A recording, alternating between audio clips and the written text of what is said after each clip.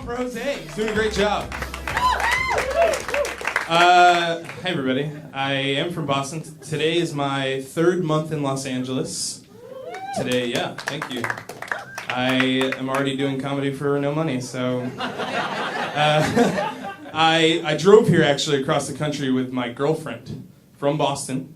You learn a lot about somebody when you... Boston again. You learn a lot about somebody when you drive 3,000 miles in a car with them. For example, we got about halfway across the country, found out that she hates me. So, we showed up, she pulls up to the car, she's like, all right, thanks for the ride. I was like, oh we're supposed to live together actually. So, we met at work. So, the only reason we survived that car is because we are used to confined spaces. We met at work, we were both high school teachers. You know what they say, date the people you work with.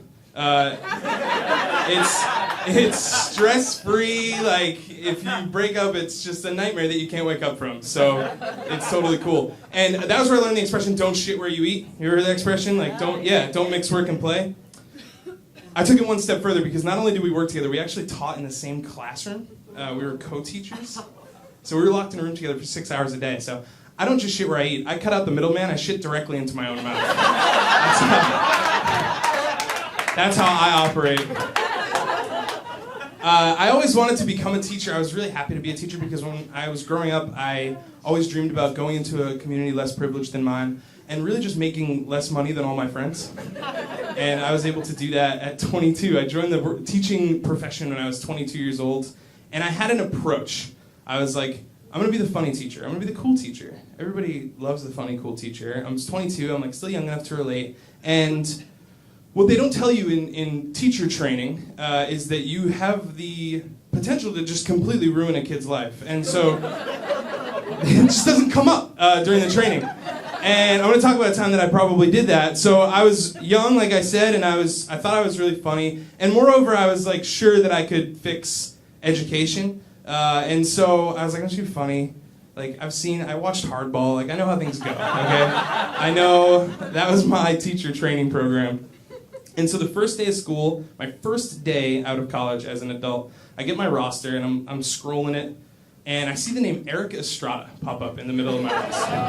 Yeah, so if you don't know, there was a TV show in the late 70s called Chips, right? California Highway Patrol, and the lead actor was named Eric Estrada, but not just that.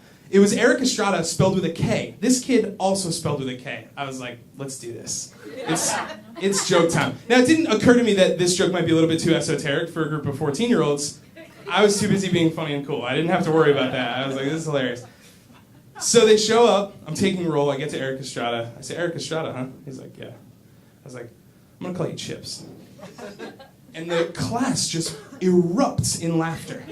And I was like, oh, okay. Like, all right. I didn't know it would go over that well. And then I started convincing myself, like, oh, yeah, of course. Like, Eric Estrada must be like a hero in the Hispanic community. Like, it's like insensitive of me to not even think of that. So I am just like soaring. I'm like, this is it. Day one, I'm 5 minutes into my career. I've done it. I've gotten through to these kids. And so the rest of the week, every time like I flummoxed my lecture, I forgot what I was going to say, I just throw it to Chips. I'm like, Chips, what do you got on this, man? And he's always like, I don't know. Every time, everybody starts laughing. And so I'm just like, Chips got it, right? Chips, what are you doing back there? Friday rolls around, I have a staff meeting, and I'm in there with like I'm just like, what's up? I'm the one, you probably heard of me, I'm the funny teacher, you guys probably know what's going on. And I sit at the staff meeting, and I'm kind of like, I'm looking around, I'm like, what are these fucking people, what have they been doing? Like, what? It took me 5 days, and I just figured this out. Like, what have you all even been doing for all this time? So I'm eavesdropping for that purpose only, just to hear like what these teachers are like struggling with in their first week. And I lean over and I hear this woman, Jean Lynch Galvin, she's talking to another teacher, and she says, I had to throw Lewis out of class today. He called Carlos Chips.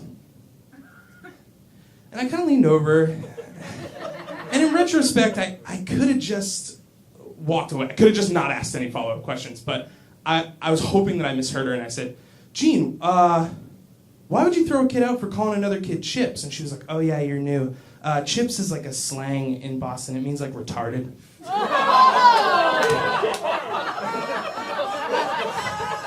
And I like looked at her, and again, should have just walked away, right?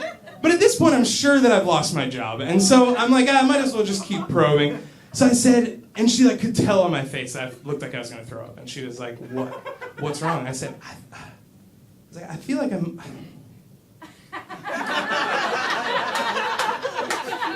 You know, Gene, I feel like I might have called a kid Chips like 100 times this week. She was like, "What possible occasion could you have to call a kid Chips even one time?" I said, "Well, and here's the thing, Gene. His name is Eric Estrada." And she like stared at me, like not smiling, and I was like, "You know, from the show Chips." And she was like, "Well, yeah, I get it, but what made you think a bunch of 14-year-olds would get that joke?" And I said, they laughed. And she said, "Well, they probably never heard their teacher call a kid retarded 100 times." That's fair. So I miraculously kept my job, and I apologized like to the class. Because explaining that joke to a bunch of 14-year-olds was very difficult, but I tried. And to his credit, he didn't pass my class, but Chips was actually really cool about the whole thing. So thanks, everybody.